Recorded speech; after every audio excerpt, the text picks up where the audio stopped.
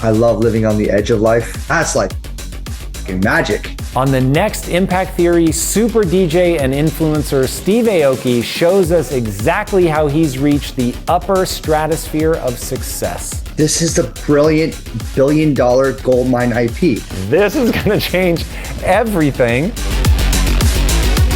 This master trend spotter reveals something you don't want to miss. I love being able to combine these worlds. About to announce something that I never thought I would do, but it's exciting. Steve Aoki, welcome back to the show. Thanks for having me again, Tom. It's been a minute. Dude, of course. So I want to know, you have achieved the most absurd things in your life. And what advice do you have for people that have huge dreams but feel overwhelmed trying to go after them? What can they do to still see it through? I think the basic answer is clearly just staying hungry and finding your passion. Of course, that's like the go-to. But I think something that's more reflective to me as an artist, the first thing I think about is just being fluid and just like allowing yourself to be free. Once you find what you're good at and once you're able to hone in on it, then obviously you can build success from that. But I think, and I'm going to give you an example of like something that a lot of artists deal with. So when I create a really great album and it becomes kind of like the sound of Steve Aoki, and I build a fan base around it and all that good stuff that comes with it, and I build success around it. Now everyone expects you to do album 2 like album 1. Then you get stuck in a structure. You lose that sense of fluidity. You lose a sense of being free because you're like, okay, this is the sound. And if you album 2 and it's different than album 1, then fans get pissed off. Sometimes fans rebel. Sometimes it flops, and then like your career goes down. I've seen some of the biggest artists that have changed my life, literally like disappear off the face of the earth, and you're like, what happened? Like, and they like, to me, I'm like, that's the courage that they were able to do, and it doesn't matter if they decided to do something else. In my opinion, they were free to make a decision for themselves, and it's all about their own creative pursuits. It's not about the success. So then I started thinking differently when I started seeing that, and I'm like, it's not necessarily about like the financial success or how many streams it has. It's more about the success to be free, to be fluid, to find things that really move you and not be attached to like the success of what other people think about what you're doing or how much money you're making from that. So I think when you go on the artist perspective, it's so important to not be attached to those tenets that everyone's attached to of what success looks like for an artist. So for me, it's all about being fluid. It's all about being free. And that's where I remember after my first album was, really did set a sound for me. But then I started working with hip hop artists and I was getting criticized. I started working with rock artists and people were like, wait, this isn't EDM.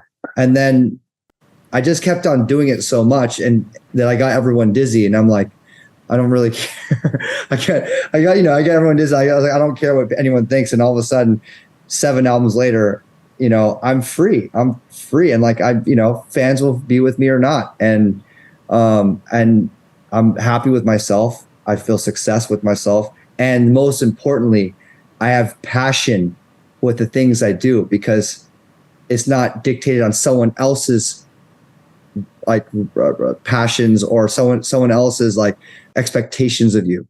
I get excited to go in the studio to work with a brand new artist and do something no one's done and not care if it's going to stream well or do well or whatever. Like, let's just make magic together. And I'm excited to go into different fields and different industries and be a complete rookie and novice and learn and grow and understand new cultures and communities and develop with them and be handheld and be okay with that. And like that fluidity is everything. I think the fluidity has allowed me to be able to grow and into these other communities where I can, just learn more, gain more wisdom, create more, and experience more, all that. So how do you balance having a beginner's mind like that, going into new areas, with having confidence enough to have a perspective and to have a voice? Like, how do you go into hip hop as a non-hip hop artist and have a perspective and do songs in that genre? The only way I could actually do any of these things, whether it's going into a different musical genre or going into a different industry, is having a strong enough platform that actually has influence already. I can't just be like, oh, young Steve Aoki that like didn't really crack, culture in a way to make a dent in culture, to have some level of influence upon my creative pursuit, right? And then go, hey, I'm just going to do everything. Like, that younger Steve Aoki can't have the access because they're like, he's untested.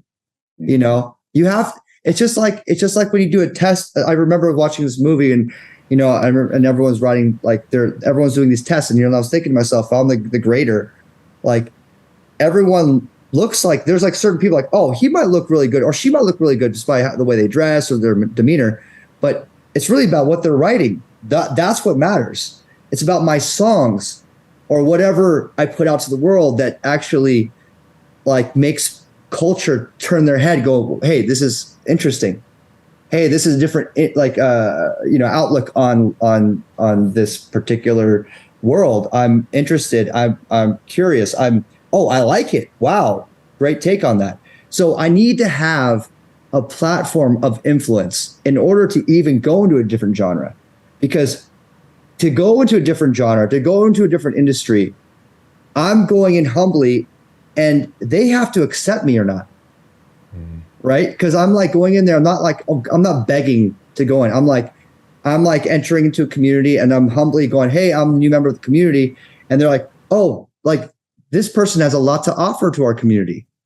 I want to like invite them into my house because, they offer whatever it is that they're offering. And it's a great segue. So I think that's a really important idea for people to understand is, obviously, I know you behind the camera, you work your ass off, man. And I think having something to offer a community, going in and being able to create an incredible hip hop album is a big part of the key. Like, if you come in and it isn't amazing and people aren't enthusiastic about it, then you've got nothing. But if you're busting your ass and you're creating a new sound and you're creating songs that get people hyped up, you've got that credibility, like you're talking about, where people give you a shot. You got to think about also where they're coming from, right? So they're like, if someone's, an icon or a pillar in a certain community, they're taking a risk to work or collaborate or partner with someone outside of the community, right? So they're like, I'm only going to take the risk that's going to, like, maybe, because any sort of change in what you do outside of what you do is going to create like eyeballs. Why are they doing that? Or like criticism, like, oh, I don't like that. I like what they do. Just like we're talking about in the first thing about fluidity and not worrying about what people care about. Most people stay in their zone because it's comfortable and it's safe. And that's where success is. Once you've built the success, when you start venturing out, you start penetrating those walls, exposing yourself to vulnerabilities, which could tear your business down, your artistry down, whatever it is that you're building down. It's a lot of vulnerability that you're putting out there, which is terrifying to a lot of people. When especially it takes so much to get that success to begin with. It's not easy. It's just not easy. That's why, like, out of every industry, there's only a small percentage of people that are at the top of the influence chain. It's not a lot of people at the top. It's only a small percentage that makes the large amount of influence. That's just how it works, and how I've seen it. So the other person that's bringing you in, you have to bring something to the table, right? And also, like, for me, like, let's say a few years back in 2017, I did produce a hip hop album, and the artists I work with, they were my friends. We like bonded on human level, like we're at shows and we like became friends, and it's like they did take a risk with me. They were like, yeah, come to my studio, and I spent like half the time making the album in Atlanta. I was with Amigos, I was hanging out with Lil Yachty, and I was working with Lil Uzi Vert in my studio in LA. And like, there's certain artists that were like, I like his vibe. It's different. And I want to work with him. Same with the Latin space. The Latin space definitely have opened up their arms to me in a very big way. And it's allowed me to actually flourish in the Latin community and be a legitimate producer and artist in that space. But I remember asking Matt about that. And for people that don't know, Matt is somebody you've partnered with for a very long time behind the scenes. And I asked Matt, I was like, how on earth is he able to go from genre to genre to genre like this? It's really incredible, even just getting to know those people. And he's like, oh, he gets to know them about the music first. He connects with them. He was like, he'll spot a trend coming years before other people. And so he's in there, he's getting to know people, he's sharing like musical influences and stuff with them. So by the time like it comes to collaborating, they already know each other. And as somebody, I am terrible at that. That is like my Achilles heel. I am just god awful at getting out and like getting to know people. But when people ask me like what the secret to networking is, it's always connect as a real human first. Like don't ask yourself, what am I gonna get out of this or where does this go? Just like connect with them, figure out what they're into as a real human being. What do you guys have that overlap? And then something interesting can come out of it. And when you share values, when you're excited by the same kind of stuff, then something can come out of it naturally. But most people spend all their time looking over somebody's shoulder to find the cooler person in the room. And you can feel that vibe of like, oh, I'm a stepping stone for them. And that's something that there's just none of that in you, which is, I think, one of the keys to your success. When you work with another artist in the studio, there's just no room for any weird like ulterior motives. I mean, we're just creating, and I think that playfulness is like, there's the beauty in that. There's the magic in that, We're just trying to make something special together, create something, create a whole new lane of music. I mean, just the idea of that, you can actually bottle that in every collaboration. And if you can do that, then it's genuine. It's very childlike, and I like going back to the youthful Steve Aoki that lives in my heart.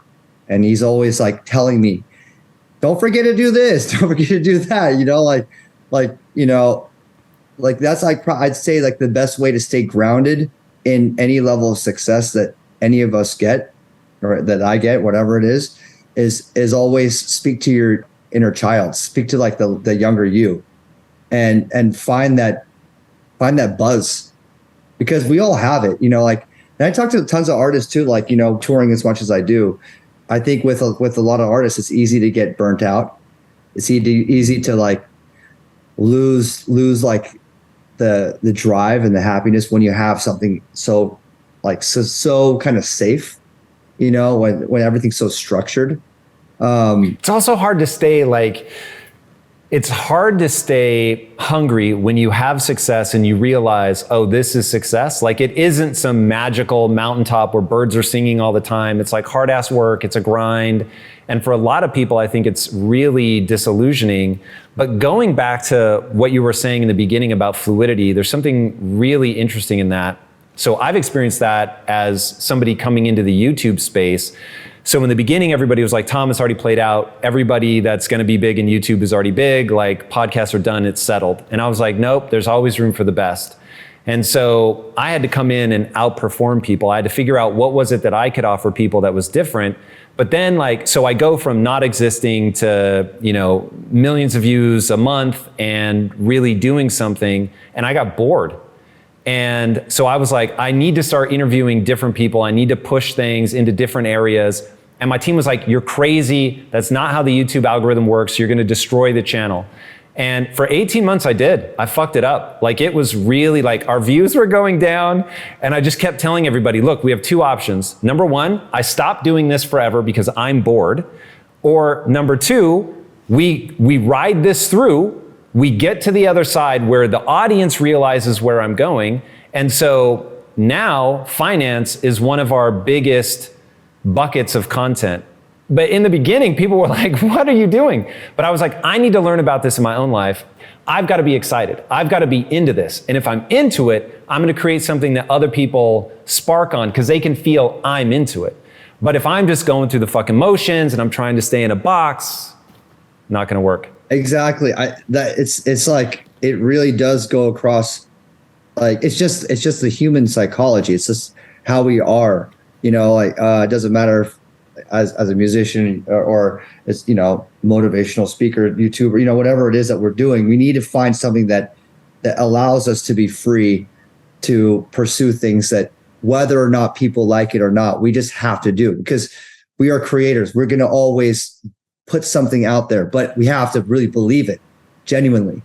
And yeah, and it's hard to jump off of something that already works, you know, but I think as an artist, it's allowed me to just do that more. I think if I was a business owner, I don't know if I can have that kind of that adaptability, you know, because, like, you know, it's like you are a business owner. You've got so much going on. No, but I think that the artist side of me has always been the core of everything that I do.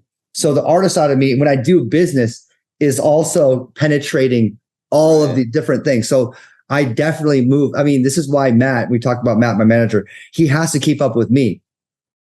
I mean, the guy's worked with me for 20 years now. Like, I keep him entertained for sure, because I'm like, Matt, we're diving into the world of collectible cards. And I've now partnered and co-founding a TCG company. Learn about it quick, go, because I'm going in hard and I need you by my side. Or Web3 or NFTs. How do you do that? So there is a narrow band of humanity that is really good at reading culture. You're definitely one of those people. But how? Is it intuitive and it just like you've always had that ability, or do you know where to look? Like, how do you read these things? Because so to give people context, sorry, let me tell them about MetaZoo. So you have you co-own a company called MetaZoo. You found them when they were really small. They're now bigger than Digimon. I don't know if you're talking numbers, but the numbers are staggering. How the hell did you find that? Okay, so just to pre-roll to before I get to MetaZoo. Since I was a kid, this is what I've learned. My skill set is I have the best skill set that I have is not even being in the studio making music or being on stage DJing. It's literally my ability to share. I love sharing. Interesting. Sharing things that I care about. When I care about something, the first thing I want to do is share it. When I learn about, like, you know, I just went to a longevity conference that Peter Diamandis held in San Francisco. Once I learned about these different things, the tenets of aging, whatever, I was like sharing that with certain people. I was like, I need to share this information.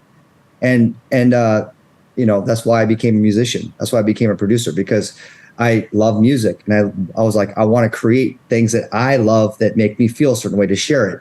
I want to perform those things live. The music that I want to play, that I produce, I want to play it live. I want to share it. And starting a label, same thing. I sign an artist. Oh my God, like, there's no one that really knows this art except for a small group of people. We got to blow them up. Like, if we can blow them up and share that and be a part of the success, that's like fucking magic. So it's like anything. It doesn't matter if it's music or if it's like a startup company or if it's, you know, because, like, you know, in the last 10 years, I've been big on just angel investing or whatever it might be. I get excited about different projects. COVID, being stuck at home, you know, that's like the time. That's the time where I can actually explore all these different like interests outside of music. And that's when I got into, you know, that's the start of my NFT career and interest into the whole Web3 space, and the start of my collectible card journey and sports cards and Pokemon cards, which led to what I wanted to do. Is like, I love breaking these Pokemon boxes. I love the whole culture and the hobby. I'm an entrepreneur. I want to start my own. You know how like when we have our conversations, like, we created Neon Future. We want to start a comic book series. We want to create a whole IP around that. We're the same. We're the same, like, kind of web of, like, you know, we love something. We want to disrupt and create in that space, do something new in that space. So I scanned all the new TCG companies. I was like, the top 3 are Magic, Pokemon, and Yu-Gi-Oh! They've been around for 20 years, but there's all these new ones that are popping up because of COVID. And obviously it was booming during COVID, right? Because everyone's at home watching the breaks, and I'm part of that. I'm like joined Tops, and I started creating card sets, and I was doing the breaks, and I opened up a card shop with Dan Fleischman, Cards and Coffee. Now 7 card shops around the United States for growing. But I wanted to be part of a new TCG company, and scanning all the different ones, talking to a bunch of different founders. When I got to MetaZoo, and I talked to Mike Waddell, who created the MetaZoo franchise and IP and the idea around cryptids, I was like, this is the brilliant billion-dollar gold mine IP, is taking all cryptids, and most people don't even know what a cryptid is. Bigfoot, Loch Ness Monster, Chupacabra, a ghost, an alien, Santa Claus, like all these, like they're all public domain. People don't even think about it because you see it on, Nat Geo, like, oh, there's a Bigfoot watching or something, all these fantasies. They're all public domain, but you can create your own and create a whole world out of all of them. No one's done this. It's bizarre. And Mike Waddell saw the vision through, and it was at like the seedling stage. And I came in very early and became a co-founder and a big partner of the company. And it was very humble beginnings with a Kickstarter approach of garnering interest and creating enough money to drop the very first boxes of these cards. How did you find the whole breaking phenomenon though? Like, you found that really early. How do you read like that? The thing that I really want to understand is how you read culture. And so I don't know if it's just, oh, I'm into all these geeky things and I see when one starts getting hot and it just happens that you're already into it. Because like, I know the story of the pickle patch and how you get into music and all that. And we talked about that in the last interview. But like that same thing of like being super early to EDM and reading that well. And obviously being very early to NFTs, being very early to the resurgence of TCG and the breaking phenomenon. Were you just already watching videos like that on YouTube? Like how do you read culture? I mean, exactly what you're saying. It's like friends, just probing, asking, a curiosity. I'm just a very curious person. Like I'm an A&R by heart. Like I always want to, like, I'm scanning things, looking for things about to break. I mean, I've been doing it since I was a teenager, scan it, like that was music. Music was my main platform. I was like, oh, this band hasn't broke. How do we help grow them? Like, it's like the excitement to like share something that's happening on like a, subdermal level, this underground space. I mean, I'm an underground kid at heart. I come from punk and hardcore. It's a bunch of passionate kids that like just get together and listen to music that no one understands. Like, I get those cultures.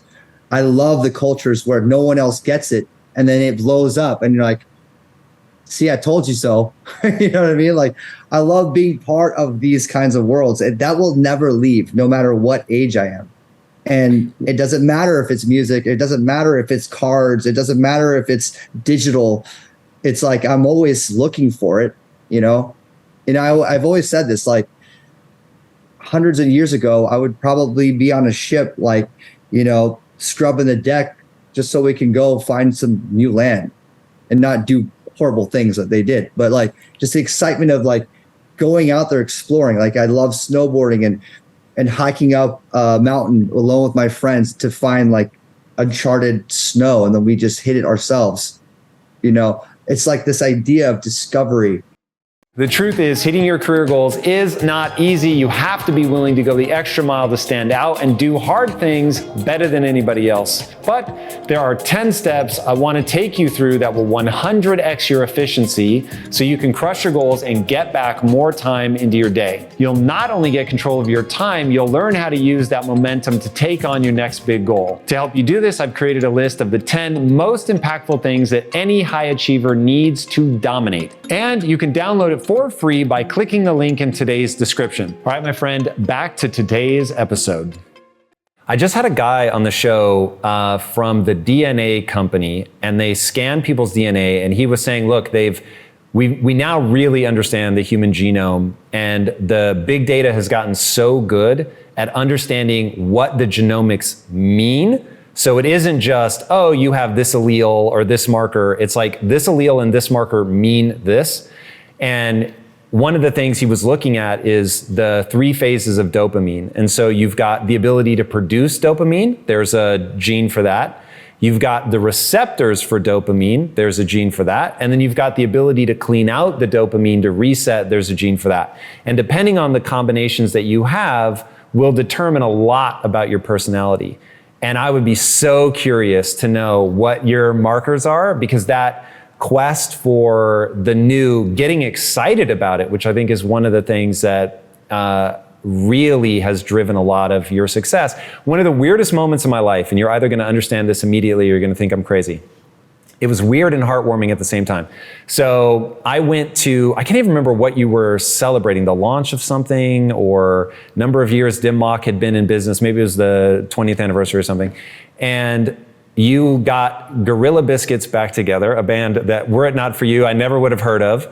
And I was standing with you and Mike Shinoda from Linkin Park, listening to this, your favorite band as a kid growing up. And I'm like, I'm with 2 of the biggest musicians on planet Earth, listening to this band that you were so passionate about that I had never heard of. And there was just something about how you, like, people pay so much money, they fly from around the world to watch you perform.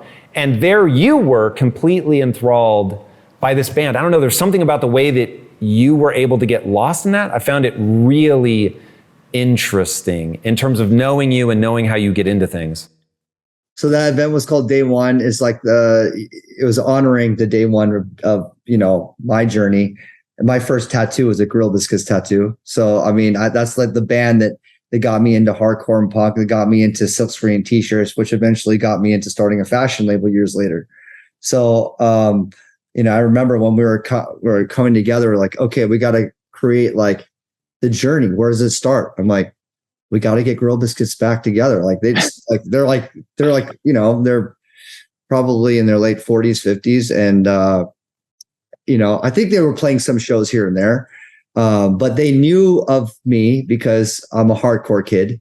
But when I was a hardcore kid, I was just a fan. No one knew me then. I was a very anonymous, just screaming, like yellow-haired punk kid from Orange County that would just go to shows all the time and try to be in a band and, do that whole thing. But, obviously now I have a platform. So they're like, oh yeah, he's a hardcore kid. He's got the Gorilla Biscuits GB tattoo.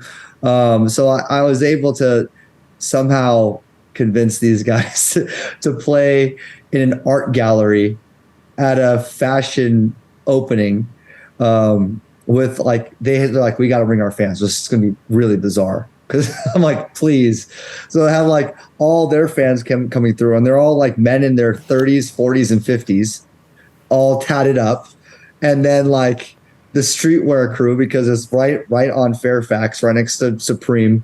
It was such like an interesting moment. I'll never forget it. We made like, what was so cool for me, one of the coolest things, because merch is my game. We made special Aoki shirts with like my logo, my head, with the missing eyes and nose, and we put the Gorilla Biscuits gorilla head in the middle. I'm like, oh man, that's so cool. And then obviously they perform, and I'm like losing my mind. I know all the lyrics. Like I used to jump off my bed and jump off like one part of my room into the bed, pretending I was stage diving, like playing their songs like back to back to back. So I'm glad that you're a part of that, Tom. That was something I'll never forget. Dude, same. It was so interesting. It was a really cool moment. And I think about you a lot in terms of, so I want longevity. That really matters to me. I want longevity in 2 ways that you and I share. I want to live for a long time. That obviously really matters to me. But I want to live for a long time because there's so many aspects of my career that I want to explore and so many different things that I want to do.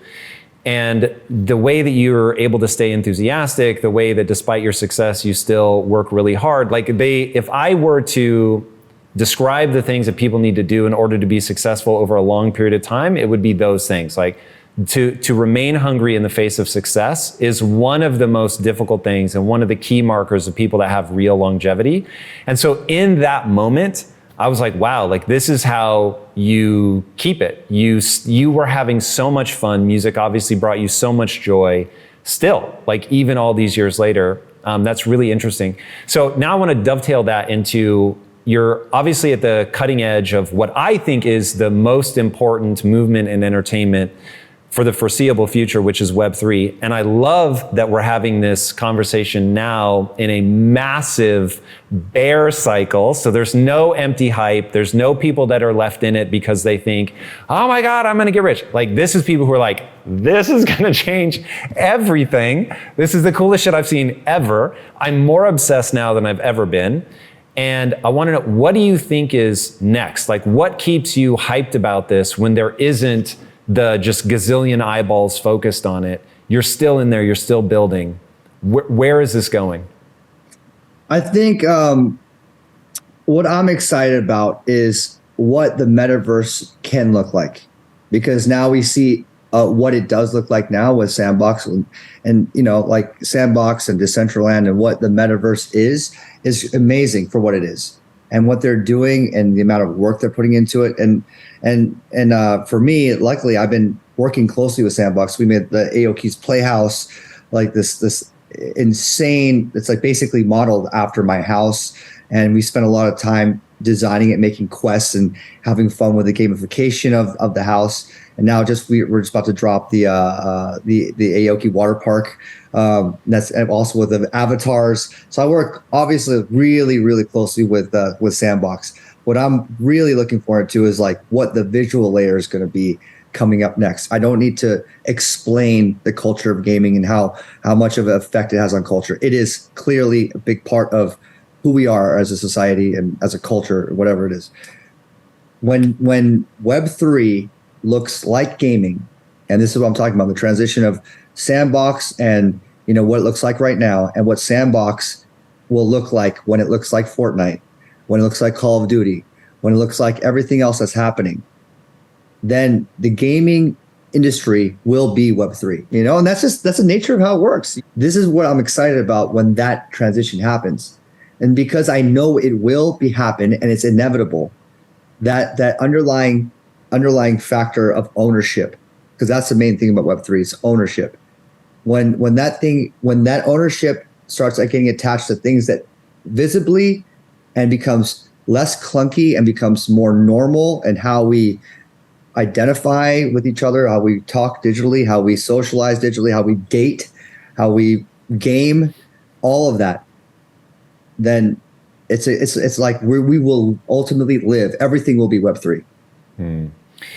It's a really interesting idea. Are you watching Michael Saylor at all? No. Oh man, tap into him. He's utterly fascinating. So he's a Bitcoin guy, just 100% top to bottom.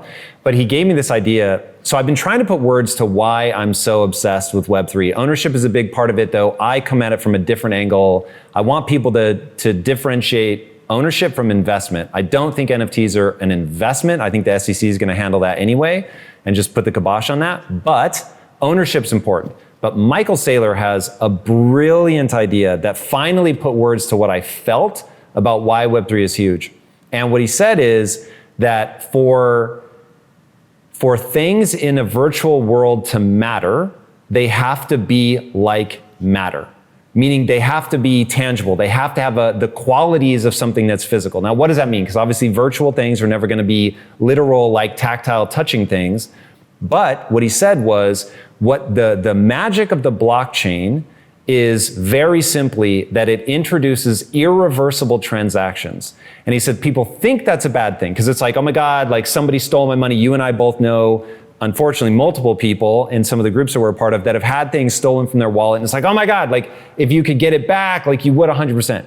And Michael Saylor said that's a mistake. you want it to be an irreversible transaction. And the reason you want it to be an irreversible transaction, and for people that are new, there are ways to protect yourself, obviously, but the reason you want it to be an irreversible transaction is now it's like physics.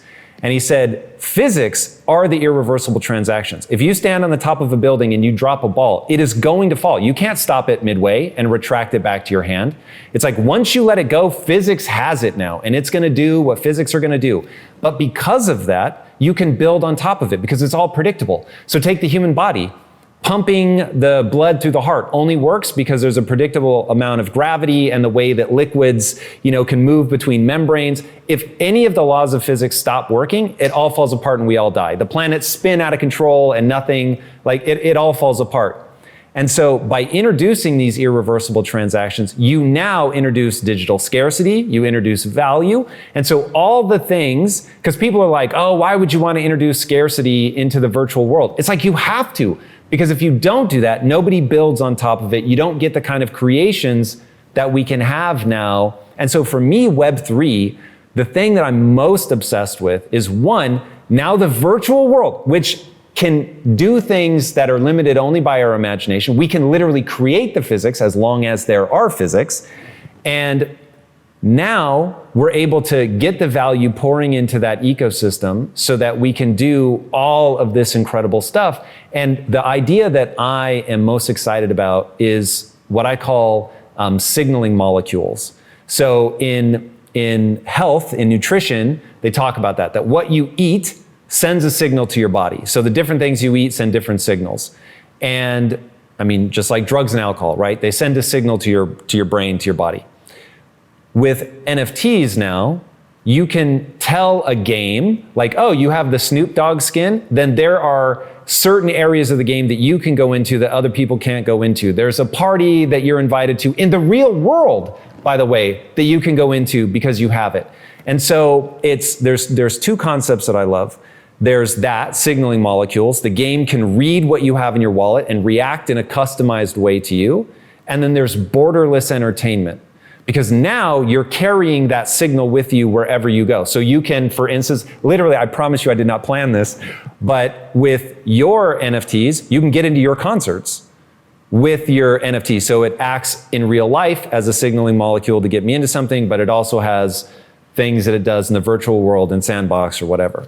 And I think that ability to, whether it's in real life, whether it's in game, whether it's in one game or another game, like that seamless, borderless experience is going to change everything.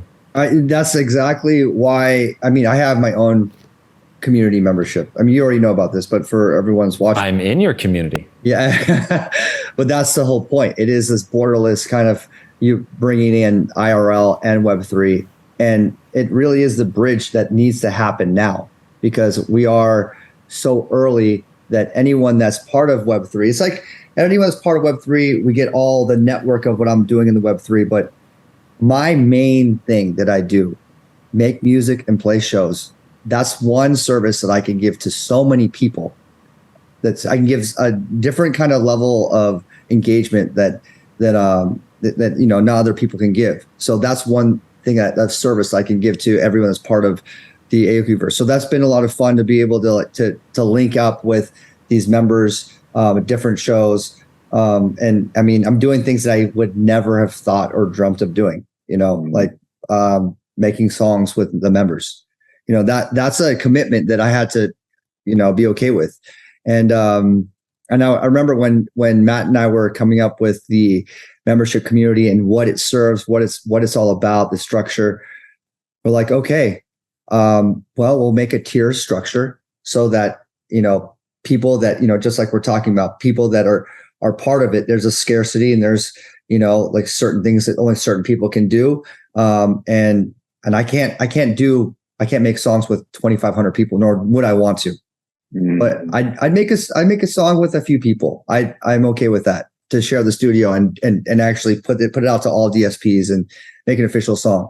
And they are deservingly the ones that should be at the highest level. So we created 6 different tiers. And at the highest level, I remember when we started Aokiverse, we're like, well, we'll have this as an aspirational tier. And, if people could come up there, that'd be great. Well, maybe that'll happen in a year's time. And like in weeks, there's already 2 members up there, which was like Wow. already exciting to see the engagement, the excitement. And obviously when I did meet them in person, I was like, wow, it's like a different kind of relationship than like a fan. This is not a fan club. This is a membership community. These are members. We're like hand in hand on like creating this new culture. And the conversation is going back to what, the first thing I was talking about is fluid. Or just engaging in a lot of different aspects. And it's been a lot of fun to build out the Aokiverse and what that looks like and what that'll be. We're about to announce a level 7. I haven't even announced that anywhere else. We're about to announce a level 7, which is something that I never thought I would do, but this is like, much more of a responsibility for me. But it's exciting. And I love being able to combine these worlds, into one. And just like my last show, I remember I just played over the weekend, my last Wet Republic pool party and Hakkasan. And there was a member, he was a level 5 member, which is pretty high. It's like, he had to spend 256 credits. And each credit's about like 0.1 ETH. So I remember like I took off my pants at a show. I was wearing Aoki 101s at an Aokiverse show. And I took them off while I was playing and I gave it to him. Because I'm just like, it's just like, it's like that kind of like, I'm like, let's see all the passports right now. And then he's like, a level 5 passport. I'm like, wow, hold on a second. And I just gave him the pants, but it was cool to see him. He's rocking the pants. He's at the show and we got to link up and it's a great way to engage with your fans. And that's another thing that I talk about with artists, because the big question to me always when it comes to Web3 NFTs is what's up with music NFTs, because I'm a musician producer. So that is something that is going to happen, that what Royal is building out and different services like. What slowed that down? Like that seems like the most obvious thing on planet Earth. Is it the legalities of people getting royalties off of an NFT or something else? Yeah, see, that's the thing where like, I don't know. Like, it seems like a securities thing. I don't know any of these questions. I think that's where Justin Blau can come in and start answering away on the Web3 side of things, because what he's doing with Royal is very interesting. I think it's going to be very cool when it becomes more normal. And I love what he's slowly getting it out there. I think it's going to be a longer road than expected. But in the interim, artists in the music are building communities and having a different way to engage with their fans. Snoop Dogg is doing a tremendous job. I think he's one of the leaders in as far as musicians in the space, doing a lot in Web3, taking Death Row Records entirely offline and making an NFT label. That's a statement, Yeah. And then when we got in the studio, we made an album of music together. And it was all NFT based, Whoa. Whatever we make is going to be NFT based for now. So we dropped 2 NFTs just recently to the Aokiverse members. You got one. And to his Gala Games Snoop Stash. So it's like right now it's like I'm just trying to find ways to reward the community and do drops. We just dropped Sky Pods, a way where you can showcase your NFTs in our own cloud world that we created, our own metaverse, our first interpretation of what a metaverse looks like in Aokiverse. And we're just constantly every week we got new drops, new air, like allow lists, new airdrops, and a lot of fun stuff to engage with fans in the IRL. No, it's amazing. I've heard you say that passive entertainment is dead and communities are the future. What do you mean by passive entertainment, and why do you think communities are going to be everything moving forward? Passive entertainment is like kind of in the background. It's like it's always going to be there. It's actually the most common entertainment that we have. Whatever is on the radio, playing in the car, like you're on your phone, you hear something in the background, TV's playing, like that's always going to be there. But I don't think it really drives culture. It's like, it's kind of there, but it doesn't strike you. It's not a passion point. I'm looking for the things that like move you, make you stop in your seat and change the outlook of what you want to do.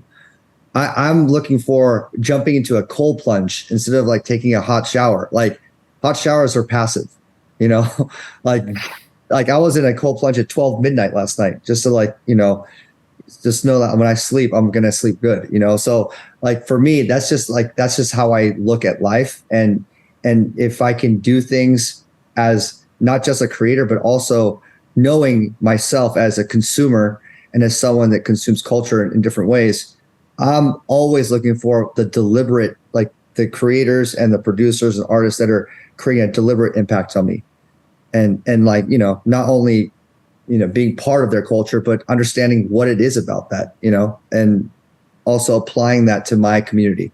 So the only way you can really change the game or disrupt culture is deliberately. I just don't feel like at scale, passively, things don't really move. But there are at scale large artists that are extremely deliberate, like BTS. They've completely disrupted the music space entirely. They've changed what, you know, what popular music sounds like, what the language is, you know, the fact it's Korean, not English, you know, the fact it's Asian faces in popular culture on television, you know, that's singing, you know, songs non-English. Like to me as an Asian, it's like, that's so powerful.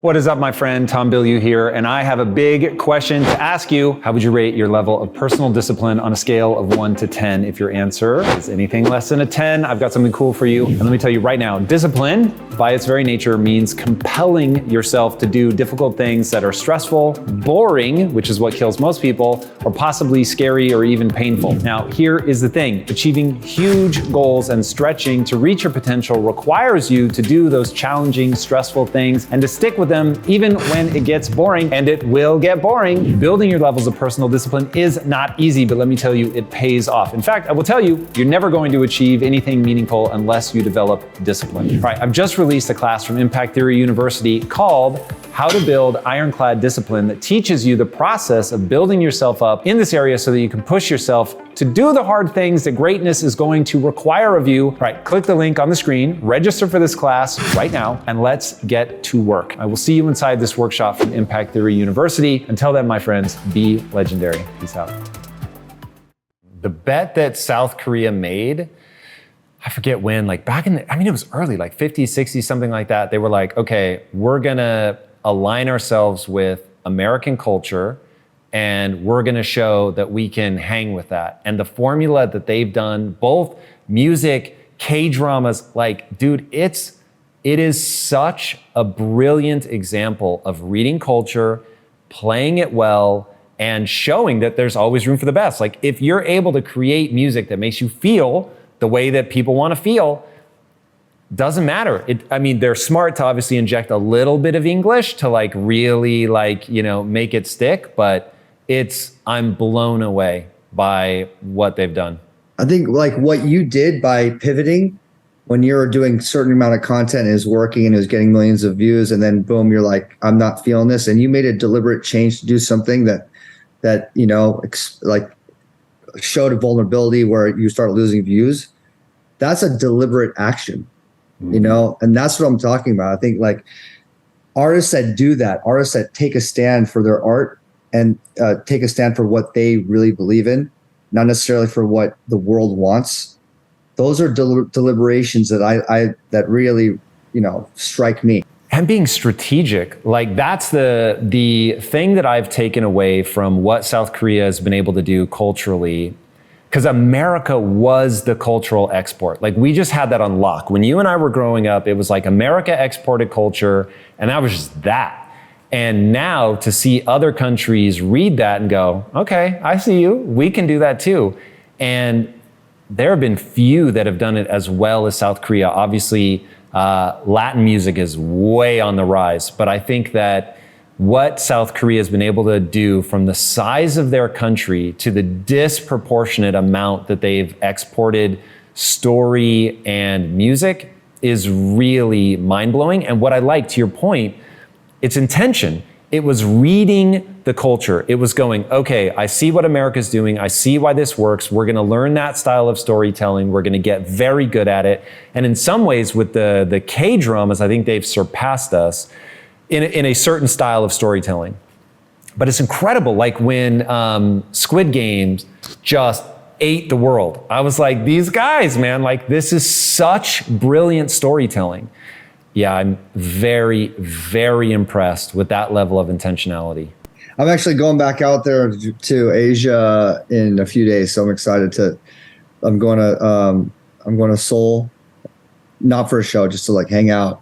I'm really, really excited to go out there, and I was lucky to go to like Big Hit, the whole headquarters, get to see like how it all works, like the studio, the dance setup, the all the different, the structure of how that label management works. Yeah, I just big fan of BTS, big fan of a Big Hit, the whole team out there. No doubt, no doubt. So going back to what you're saying about cold plunges, talk to me about longevity. You're with Peter Diamandis at a longevity conference. You're taking cold baths. I know you plan to get cryogenically frozen. We talked about the last time we got together. Like, what's new on the frontier? What are you actually implementing in your life? I think one of the most important things that anyone can do, and I'm doing this more and more, is diagnostic checks. Like, I just got, really? I just got back from doing blood work today. I did like 15 vials of blood today. What are you checking for? Every level I can on my blood. I just want to know all my different levels. Do you have somebody interpret the results? Yeah, 2 different doctors I talked to go through all of that, just so I know what I'm deficient in, if I am deficient in anything right now. I'm very healthy overall, so it's more about fine tuning and staying on top of that. And my biggest issue, and I think this issue hits a lot of musicians out there that tour like I do, is sleep, because my sleep schedule is never the same. It's erratic.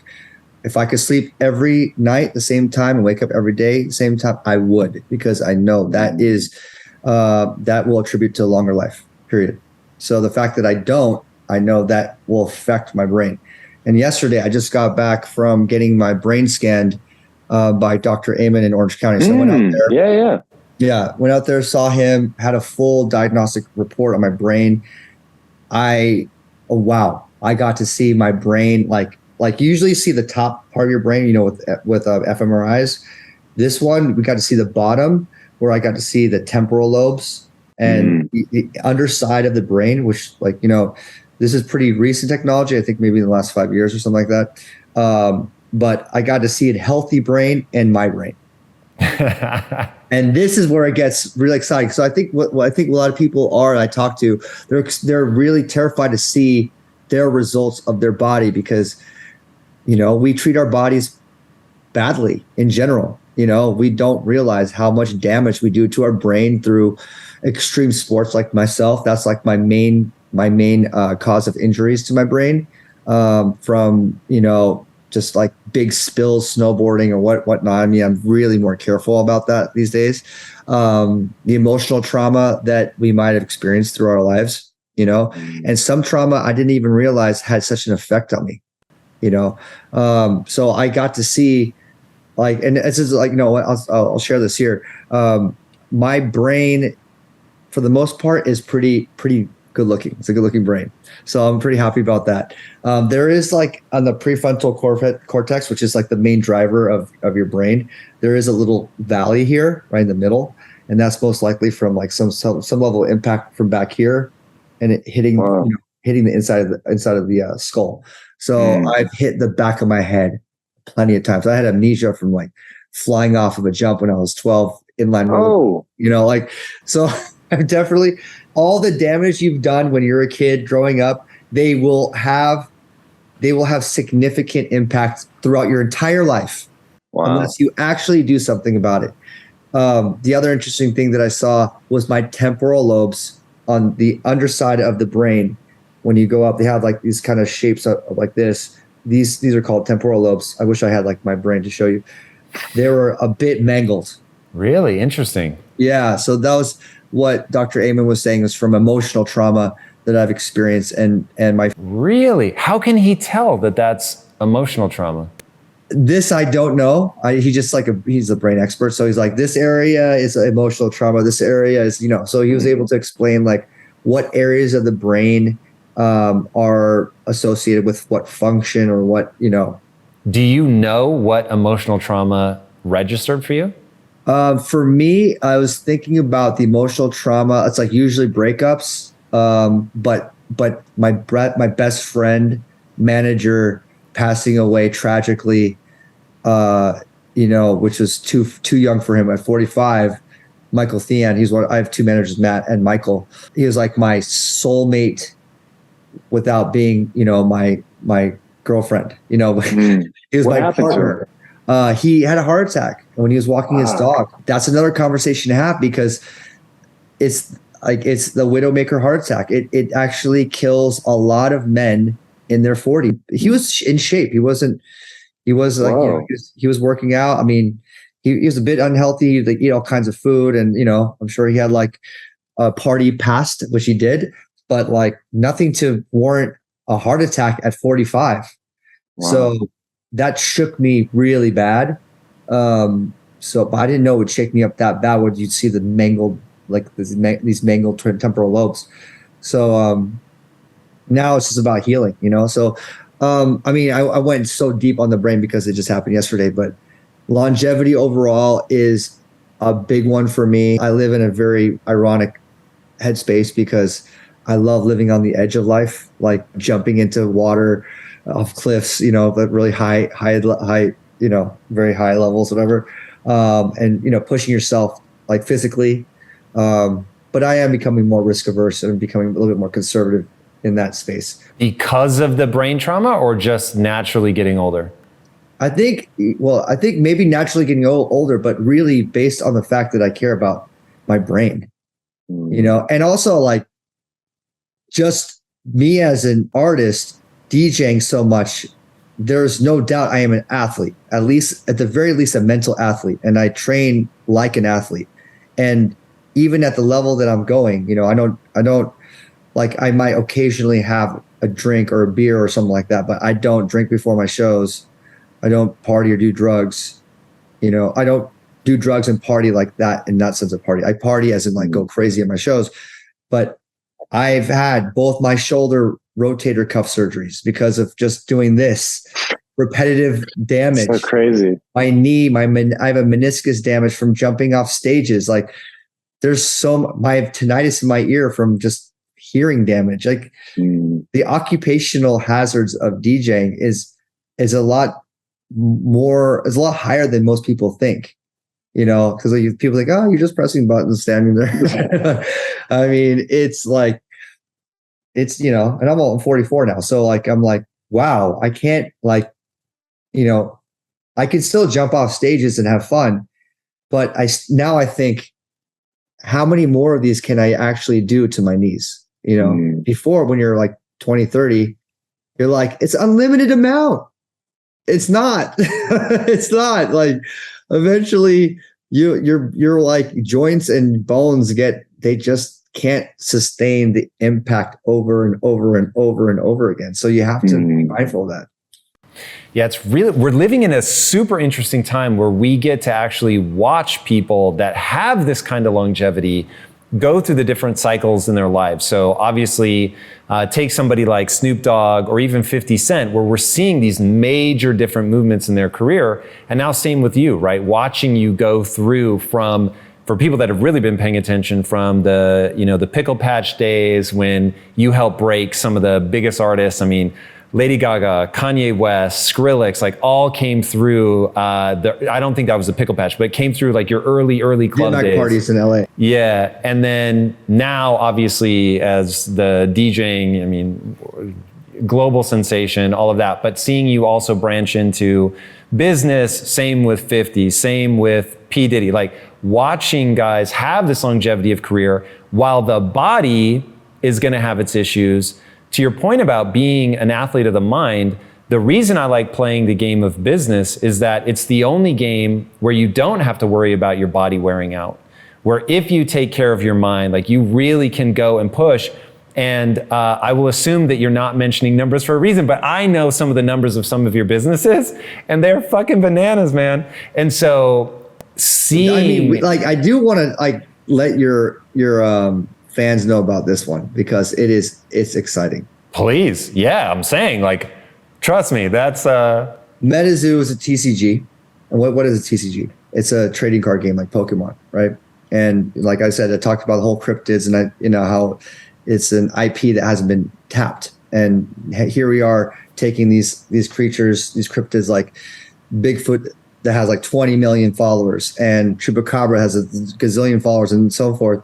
And they're all living in silos in their own world, and we're all creating our own versions of them in a universe together. And this idea is like, this is bananas. This is going to be something that's going to blow up. 16 months, we've broke over 50 million revenue. It's bananas. And just on the secondary businesses outside of the boxes are incredible sell-through, incredible secondary market, right? Which is the main business. But the secondary business is like, when we dropped skateboards, we dropped MetaZoo skateboards. In 14 minutes, sold $2 million in skateboards. Crazy, man. Christmas paper, $1 million in Christmas paper in 5 hours. First 5 minutes, $500,000 of Christmas wrapping paper. And it comes with a promo card, and people are selling these promo cards for, 4X on secondary markets. Like the Kickstarter boxes that were going for $50 at the peak, they were going for $12,000 in less than a year's time. You just don't see this kind of increase from 50 to even 10,000. I mean, I don't know what that is, a 200x in less than a year. Now it's sitting at like 5,000 or 6,000 because we are living in a bear market and all collectible cards have gone down. Sure. But, and I'm just talking about the money in sense. I mean, like, no one really goes into the background of that because the culture is so deep and so immersive and it's beautiful to like just see this culture and community come together around this brand that's been growing for the past 16 months, and seeing the tattoos of different MetaZoo cryptids. And now what's exciting for me personally is creating a new part of MetaZoo that lives in the MetaZoo universe, which is Hero Quest, my album that now I'm doing something disruptive in the music space. Music album with a TCG card set. So and when we dropped the CDs, it actually came with a Hero Quest card that lives in the MetaZoo world, and broke 30,000. We sold 30,000 CDs in 5 hours. Based on these cards, and people are excited about the album. I think the cards were the big driver. But yeah, we just hit #1 this week for our first week sales. Damn, congratulations. So that's pretty exciting. But big shout out to MetaZoo fans that like went in droves and like, broke the server on buying those CDs. But, I love creating worlds, building worlds, and I get to do that with MetaZoo, now with Hero Quest, creating these new characters and building a story. So it's just exciting to do so much in that space. It's like a massive passion point for me to create and build in the TCG space and connect it with my music. Yeah, see, this moment for me right now is so incredible because we're able to get this information out on YouTube. People are growing up watching this content. I didn't have this when I was a kid. I couldn't get the behind the scenes look of somebody and watch how they mold and shape their career. And growing up with the internet and being able to see this and understanding the concept of being a business athlete, an athlete of the mind, that you can learn things outside of your core moment. For so long, musicians would just fade into nothingness. But now, you said it earlier, you said, now I have a platform. People really understand, like, hey, I can build this platform, and now anything that I'm passionate about, I have a voice. And if you have a voice and you can get attention, then you can really do something. Now, you have to be clever, you have to work hard, you've really got to innovate, but doing things like the album with the drop, pushing into Web3, it's It's really interesting. And so every species has to choose a path forward, and from an evolutionary standpoint, and every species except humans have chosen to hardwire virtually everything. Whereas humans were like, no, I'm going to read from culture. So we have been, quote unquote, modern humans for 250,000 years. But in the last 100 years, we've had more progress than all of the 49,900 years before that, because of the way that culture is this exponentially stacking thing. And now that we have the internet, like, people can learn so fast. So yeah, it's really incredible, man. It's incredible to see you leverage pillars of success across all of these different areas to such tremendous effect. It's really extraordinary. And I know the next generation now is going to be able to leverage that to, like, just keep going and going and going. It is about the stacking, and that, like, going into Web3, that's where it gets really exciting, because this is a new frontier with, like, actually no rules. So good and bad, it's good and bad, because there are no rules, right? It's decentralized. Right. So it's like, I'm sure there's patents you can do in Web3, but I really feel like it's a patentless world. And in a beautiful way, though, in a way where it's like, oh, this project has a great idea. This project has a great idea. We could create a project with that great idea and that great idea, but with our vision. And then when we create that and it has an impact in the space, then another project goes, that's a great idea. I'm going to take that idea and this other idea with our vision. And then you're like, oh, that one did something interesting only a few weeks later, or a few months later, or however long it takes, but because it moves pretty quickly, right? And So fast. You have to innovate and iterate very quickly in real time. You have to build teams here's where, like, I think this is where the power goes to the anonymous persons out there and the singular people out there, instead of like these big, large companies, because the big, large companies, they can't maneuver that quick. They have to go through so much red tape. So the power is really in, these kids, the youth. This is new. This is like a new world for them to create whatever they want to create. So I really say, like, whenever I talk about it, I'm like, go, like, don't think about it, just do it. Like, it create something that's of, like, that's a vision that you believe in, and other people can align with that. And you can actually have a real impact in Web3. Just, you have to be consistent, and you have to keep doing it over time and time again. And even through the bear market, Aoki versus stayed strong. We are a strong community. And it's just amazing. Even through all the down, like, the community is vibrant. The community is going. How do you manage your time? Like, you have so many different things going on. How do you allocate that most precious of resources? It's like the team is important. Like, if you saw my calendar, it's, as much as I have, like, my own travel schedule and DJing, like, the DJing part is only a couple hours. The travel part takes up a lot. Wow, that's such a good point. Yeah. Yeah. So I have, like, a full schedule. I mean, like, it's like I have my own 9 to 5 of all my different businesses and all the different responsibilities that I have. Some of which are front facing, public facing stuff. I pivot quite a lot.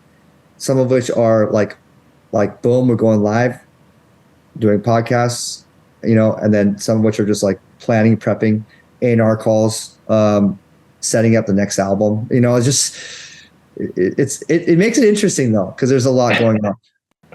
There's a lot going on. Speaking of which, man, where can people follow you? Everything's at Steve Aoki, pretty much, like all things there. Like, but then I have, MetaZoo Games, Hero Quest Games, Aokiverse, that's all up there too. It's like, it's all very, very pretty simple to find, search out. I love it. Brother, as always, thank you so much for spending some time. It is always a pleasure. And everybody at home, if you haven't already, be sure to subscribe. And until next time, my friends, be legendary. Take care. Peace. Long story short, I had an opportunity to audition for this crazy character that an entire episode is about. And it is the first thing I'd ever done as an actor. And he was the first one to actually believe in me that I could do this. And I'm on set. and I'm freaking out.